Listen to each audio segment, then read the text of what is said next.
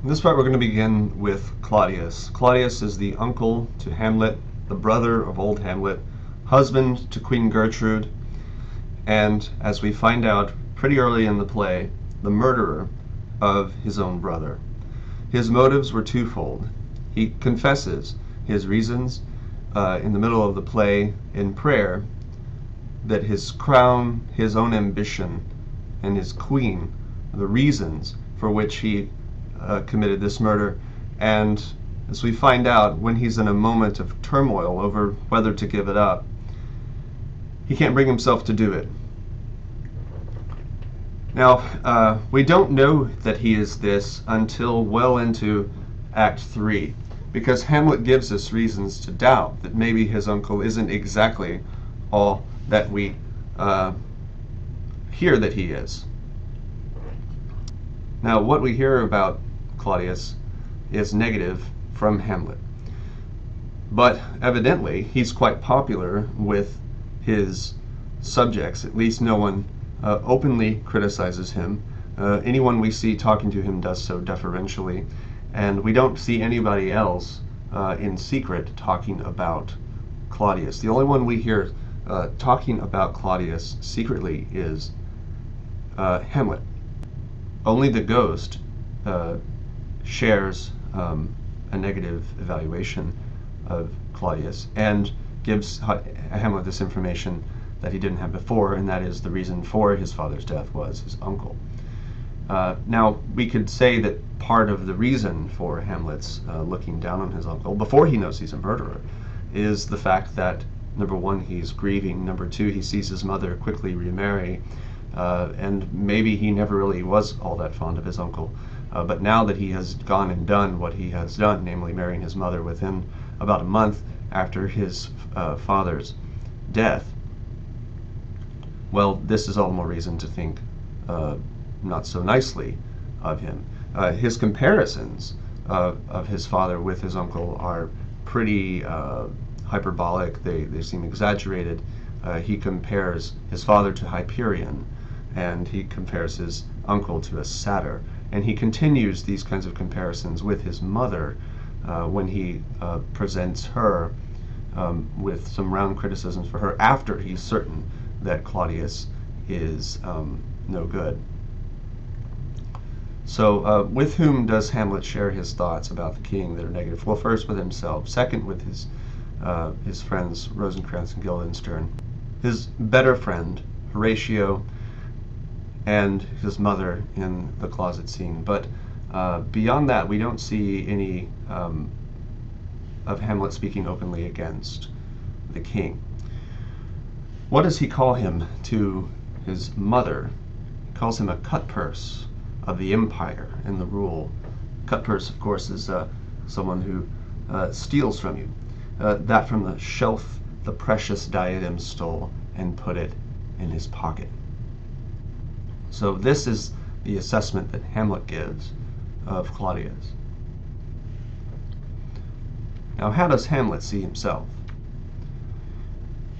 This is Brano's portrayal after he has met the ghost and he has been forced to swear that he will do as the ghost bids him to do, and that is to revenge the foul and most unnatural murder of the king.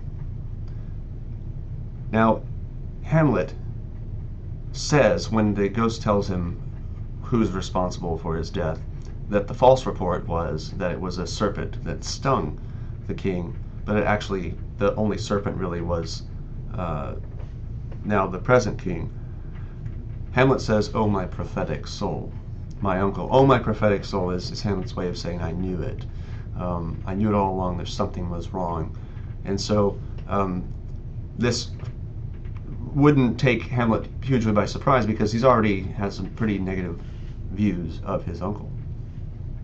But now that Hamlet has been tasked with this revenge, he says, "The time is out of joint. O cursed spite that ever I was born to set it right." So now Hamlet speaks as though he has a sense of mission, as though he was born to do what he now has to do, and that is to set things right. Now, does Hamlet really believe that he was born to do this? Well, not exactly sure. There's something about Hamlet that we need to bear in mind, and that Hamlet speaks a lot in hyperbole or exaggeration.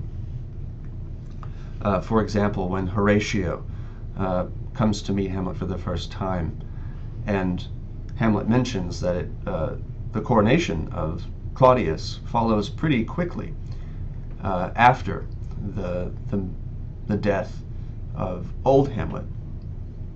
Hamlet says that it was just thrift that caused them to do it so quickly, because the funeral baked meats did coldly furnish forth the marriage tables. In other words, they used the leftovers from the funeral to cater the coronation. Of course, that's not what happened. It was just an exaggeration on Hamlet's part. Hamlet, you'll see, uses many such statements, and this leads me, at least, to think that Hamlet is a somewhat emotional character, and it's a way of Shakespeare's writing him that way, is giving him these sort of exaggerated statements, of which there are many. We won't survey them here, but do be on the lookout for them as you review the play.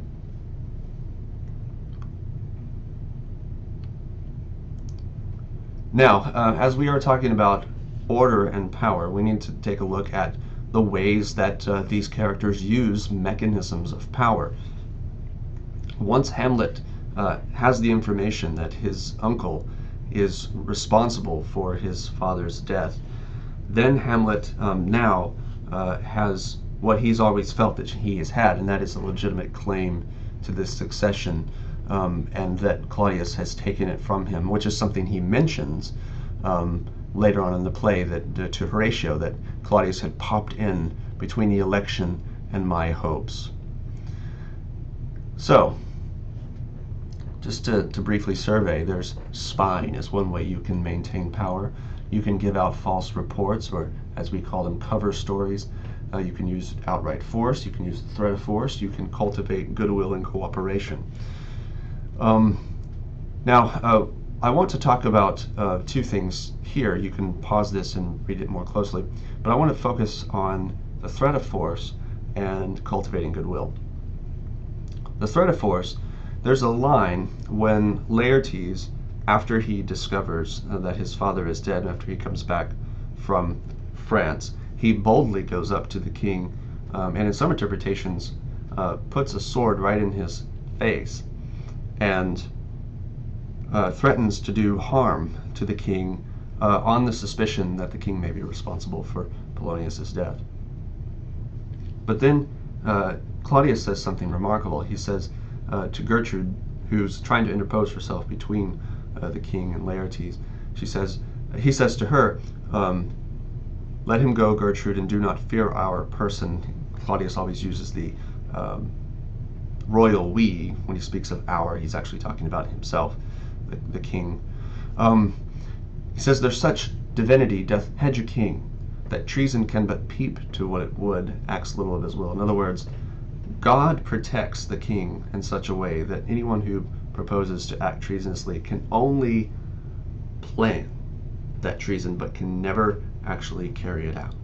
Now, that's a subtle threat that using God, using religion, using the threat of damnation against Laertes is a way for Claudius to maintain his power. But of course, we know that if there were such divinity that did hedge a king, that treason could only plan but never carry out its actions, then Claudius wouldn't be on the throne in the first place. Now, Hamlet kind of does a similar thing when Claudius is going to send Hamlet away. And Hamlet says, "Well, that's good." And Claudius responds, "Well, so is it, if thou knewest our purposes." And Hamlet comes back, "I see a cherub that sees them." And what he's doing is using the threat of religious retaliation to say to Claudius, "Someone's looking out for me, and God knows what you're doing." Hamlet can say this because he knows that Claudius does have some religious belief, and he does in some ways act on it. He was going to confess his sins and give up his crown and the queen after seeing the play that Hamlet put on, but he decided it really wasn't what he wanted to do after all. But for Hamlet to use religion in this way to Claudius is a way of Hamlet trying to create some sense of fear in Claudius. Now, about cultivating goodwill. Well, at the very beginning of the play, Claudius gives a speech of gratitude for the people being with him as he succeeds to the throne and as he marries Gertrude, only recently widowed. And he's offering favors in the same breath, and he also at the same time makes a strong show of power toward Norway, which is threatening some parts of Denmark after an old feud that they have had. So he's trying his best to put his best foot forward in front of his subjects, and he also hosts some pretty wild parties, something that Hamlet comments on, the custom that's more honored in the breach than the observance, the kind of wild drinking parties. But all of this is for Claudius to maintain goodwill with the people, which of course is one of the greatest and oldest mechanisms of power that there is. Later on in the play, we find that Claudius has not immediately pursued open action against Hamlet. He's explaining this to Laertes because of the popularity that Hamlet enjoys. This is something that he brings up with Laertes. It's also something that he says earlier in the play, after the play within the play. Hamlet's popularity is a kind of curb on Claudius's actions against Hamlet. He knows he's a threat. He doesn't know how Hamlet knows, but he knows that that Claudius is guilty of murder, but he cannot act in just any old way he wants to because of Hamlet's popularity. So even though this is a monarchy and presumably the right of the king to rule is unchallenged, that's not really the case. Politics is always open to challenge and to change. So these mechanisms are there to maintain power, which always has to be maintained. It is not simply something one can have and not act to maintain. In the next presentations, we'll look a little bit more closely at Gertrude and Hamlet.